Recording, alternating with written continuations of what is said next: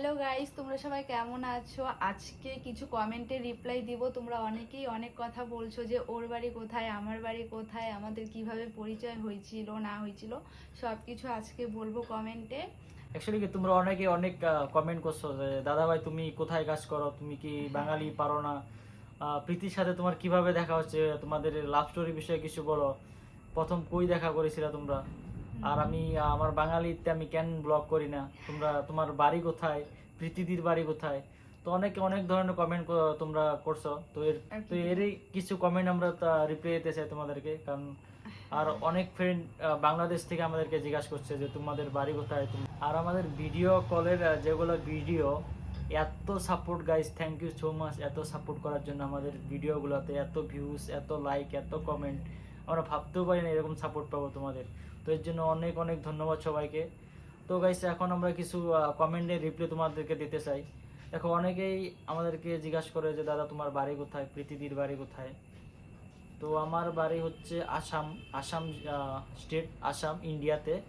And Assam Barpeta ডিস্ট্রিক্টটা হচ্ছে বরপেটা, তো ওইখানে আমার বাড়ি। আর ওর বাড়ি হচ্ছে ওয়েস্ট বেঙ্গল, যেটা স্টেট নাকি ওয়েস্ট বেঙ্গল, ওয়েস্ট বেঙ্গলে ফালাকাটা। ওর ডিস্ট্রিক্ট হচ্ছে আলিপুরদুয়ার, না আলিপুরদুয়ার। তো আমাদের যেটা ডিস্টেন্স, মানে বাড়ির থেকে ওদের বাড়ি 200 কিলোমিটার হয়ে যাবে অ্যারাউন্ড, মানে এত দূর। তো আর আমাদের আর একটা কমেন্ট যে তোমাদের প্রথম মানে কিভাবে স্টার্টিং তোমরা কিভাবে করছো, যে এত লং ডিস্টেন্স মানে কিভাবে তোমরা। তো আজকালে মানে কিভাবে হয়, ইনস্টাগ্রামের থেকে হয়েছিল মেনলি। আমাকে মেসেজ করেছিল ইনস্টাগ্রামে, তো ওইখান থেকে হ্যাঁ তুমি করছিলে, হ্যাঁ মেসেজটাও আমাকে প্রথমে হাই মেসেজ করছিল, ঠিক আছে। তো ওই মেসেজ থেকে স্টার্ট, ধীরে ধীরে হাই হ্যালো কি খাওয়া দাওয়া করছো, নাম্বার টাম্বার এরকম হয়ে এখন। আর আমাদের রিলেশন হচ্ছে 4.5 বছর হয়ে গেছে। হ্যাঁ 4.5 বছর হয়ে গেছে কিন্তু এখন ফাইনালি 4.5 বছর হয়ে গেছে আমাদের।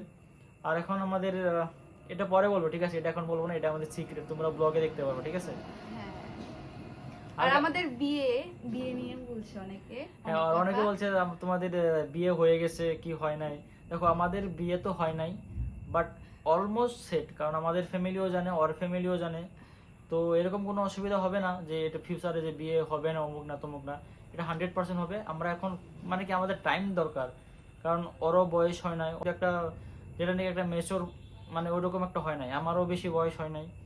তো আমরা আরো অল্প টাইম লাগবে আমাদের, মানে কিছু টাইম পরে আমরা এটা বলবো।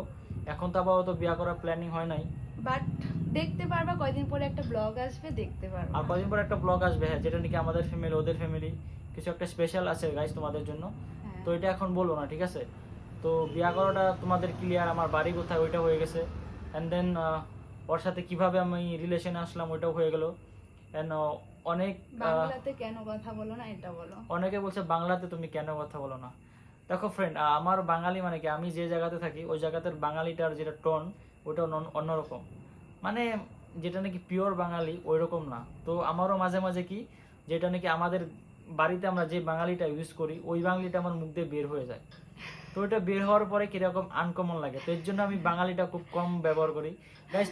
বাট তোমরা যে বলছো বাঙালিতে ব্লগ করো, বাঙালিতে ব্লগ করো, তো এর জন্য আমি এখন বাঙালিতে ব্লগ করব, ঠিক আছে।